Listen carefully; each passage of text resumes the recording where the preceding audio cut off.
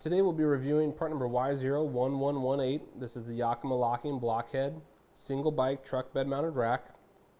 It's going to hold one bike per BlockHead bracket. It's going to easily bolt onto the truck bed rails. It can also be mounted onto RVs, trailers, and boats. It's going to secure the bike with the locking 9mm skewer. It easily opens with a quick release lever. So when you're ready to load up your bike, make sure that lever is in the open position. This is going to allow the forks of the bike to set on the skewer. You can loosen the lever, which is going to give you more skewer length to work with. Then once you have your forks in there, you just tighten up the lever. Once you get a nice snug fit, you close the lever. It actually works as a cam action lever. So you can see right here, it scoots that in and out. So it's going to further secure the forks of the bicycle, making sure that you have a nice, tight, secure fit. Once you have that tight, all you have to do is you can use one of the keys. If you notice this lever back here, or this little nib, it's going to fit into this groove.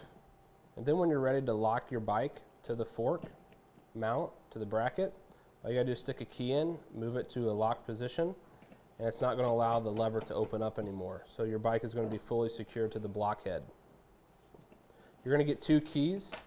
This system uses SKS system, which is the same key system. So the locking core can be changed to match some other Yakima locks or other Yakima products. And again, it's going to come with two keys. This system is going to maximize bike stability. It's going to feature the fork mount design that's going to accommodate most bike styles. It's also going to resist corrosion with the anodized black aluminum construction. This is designed with a one bike capacity.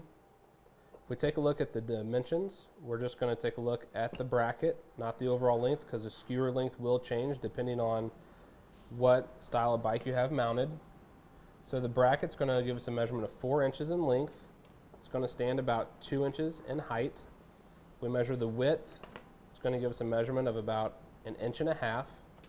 And I did say earlier that this is a bolt-on installation, so you got the 2 pre-drilled mounting holes here at the base. If you measure center on center, the distance between those holes, it's going to measure 3 3/16 of an inch. The actual holes are going to give us a measurement of 7/16 of an inch by 1/4 of an inch. So Yakima, in their instructions, they do recommend using 1/4 inch bolts. Also in their instructions, they're going to provide you with a template.